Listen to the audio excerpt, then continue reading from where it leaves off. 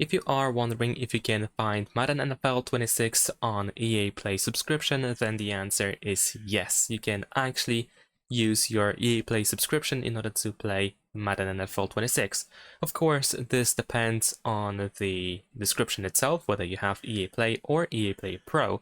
If you happen to have EA Play Pro, then you have unlimited time, or at least until you run out of the subscription.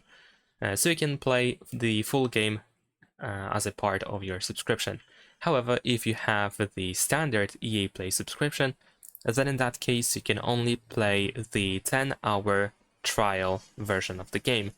So unfortunately, if you run out of the time, if you have EA Play subscription, then you will no longer be able to play the game until the game becomes available.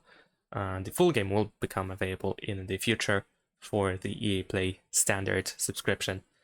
And that's pretty much it. Thanks for watching, leave a like and subscribe.